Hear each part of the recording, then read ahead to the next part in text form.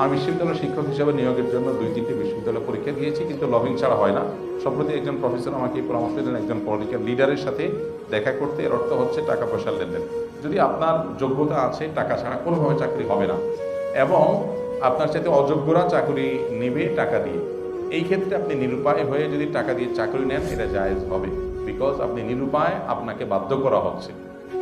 যদি আপনি টাকা দিয়ে চাকরি নেন তাহলে সেটা জায়েজ হবে। যে টাকা নিয়েছে সে হারাম খেয়েছে, বাট আপনার জন্য হালাল হবে, বিকজ আপনি মাজলুম, আপনি জুলুমের শিকার। আপনার যোগ্যতা থাকা সত্ত্বেও আপনাকে টাকা ছাড়া দিচ্ছে না তারা, ফলে আপনি মাজলুম হয়ে যদি টাকা দিয়ে চাকরি নেন, জায়েজ আছে। আর যদি আপনি এটাকে পরিহার করতে পারেন যে না, আমি এটা ছাড়, শরিয়ত ছাড় দিয়েছে, আমি ছাড় নেব না, আমি বরং মূলের উপরে থাকবো এবং আমি এই জব করবোই না, প্রয়োজন আরেকটা ছোট জব করবো।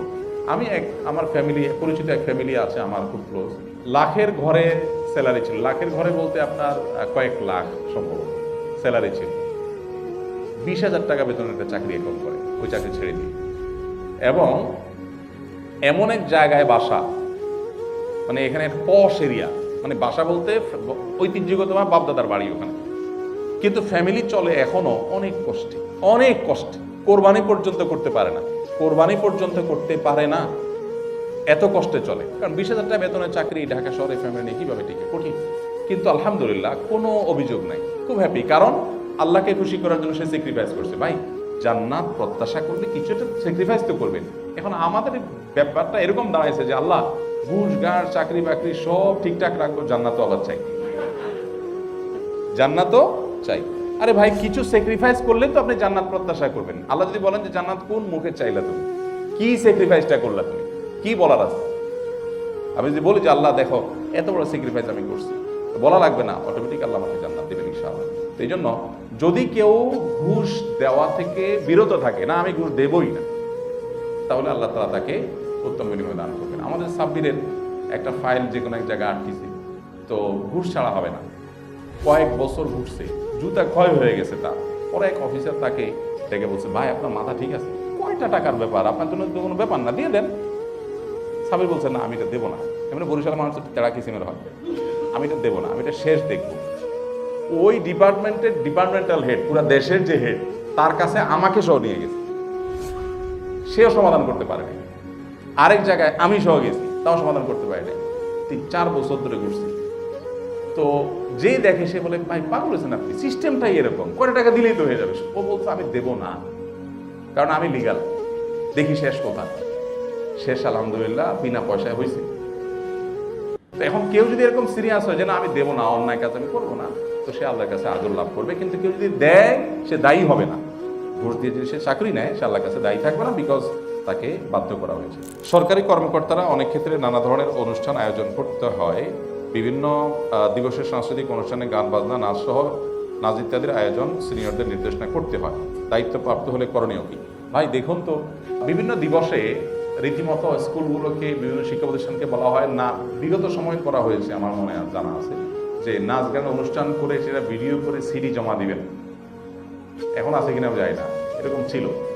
তো এটা তো অনাচার, এটা তো রীতিমতো সাংবিধানিক অধিকার লঙ্ঘন করা। আমার ধর্ম আমাকে অ্যালাউ করে না, সেটা আমাকে করতে বাধ্য করা হচ্ছে, এটা আমার সাংবিধানিক অধিকার ক্ষুণ্ণ করা হচ্ছে। এগুলোর বিরুদ্ধে ফাইট করা দরকার। আপনাদের এতটুকু গাঁটে শক্তি থাকা দরকার যে স্যার এটা কি আসলে আমরা আইনত করতে পারি। একজনের রিলিজিয়ন, তাকে যদি কোনো কিছু অ্যালাউ না করে, এটা তো সাংবিধানিক কোনো বিষয় না যে এটা না করলে আমার মানে মহাভারত শুদ্ধ হয়ে যাবে, এমন না।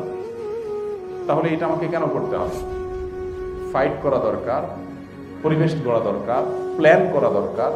যদি সে প্ল্যান থাকে, পরিকল্পনা থাকে, ফাইটের মধ্যে থাকে, তাহলে সেক্ষেত্রে নিরুপায় হিসাবে আপনি করলে সেটা আল্লাহ তাআলা মাফ করবেন। কিন্তু আপনি যদি এটাকে মেনে নিয়ে চলেন, তাহলে সেটা আল্লাহর কাছে মাফ হবে না। বিভিন্ন ওষুধ কোম্পানির প্রতিনিধিগণ ডাক্তারকে না জানিয়ে বিভিন্ন গিফট নিয়ে আসেন। আমি যদি তাদের কোনো বিশেষ সুবিধা না দেই, তারপরও যদি তারা গিফট নিতে জোর করে, তখন কি গিফট নেওয়া যাবে? ভাই, এই গিফটটা আপনারা জোর করে, আমরা তো চাইলেও দিবে না। মানে তাহলে বোঝা গেল ডাল মে কুছ ভি নেহি, পুরাই কালা হ্যায়। মানে আপনি বলতেছেন যে আপনি কিচ্ছুই করবেন না, তাও আপনারা জোরাজোরি করবেন। ভাই, দুনিয়া এরকম সহজ হয়ে গেল যে লোকটা জোরাজোরি করতে, যদি এখন রিক্সাওয়ালার সাথে 5 টাকা নিয়ে মারামারি করতেছে, তো সে হঠাৎ করে হাতেমটাই হয়ে গেল কেন? বোঝা গেছে যে ভাই জিনিস কাজ করেই। আপনি যখন গিফট গ্রহণ করবেন আপনি দুর্বল হবেনই হবেন, তাই না? আপনি যখন পেশেন্টের কাছ থেকে ফি নিয়েছেন তখন আপনি ফির বিনিময়ে পেশেন্টকে সার্ভিস দিবেন, এটা আপনার বাধ্যবাধকতা হয়ে গেছে। এরপরে অতিরিক্ত যদি আপনি এক্সট্রা সুবিধা নেন সেটা উৎকোচ হবে। ঠিক একই কথা প্রযোজ্য সেই টিচারদের জন্য যারা স্টুডেন্টকে পড়াচ্ছেন আর বিশেষ গাইড সাজেশন করে ওই গাইড কোম্পানির কাছ থেকে কমিশন খান। এটা একই ক্যাটাগরি জিনিস। কারণ আপনি যখন একটা নির্দিষ্ট পয়সার বিনিময়ে তাকে পড়াচ্ছেন তখন আপনার দায়িত্বের মধ্যে পড়ে গেছে তার জন্য উপযুক্ত গাইড সাজেশন করা। তো সেটা করে আপনি যখন নির্দিষ্ট দায়িত্ব পালন করে উপরে ইনকাম যেটা হয় সেটাই ঘুষ হয়।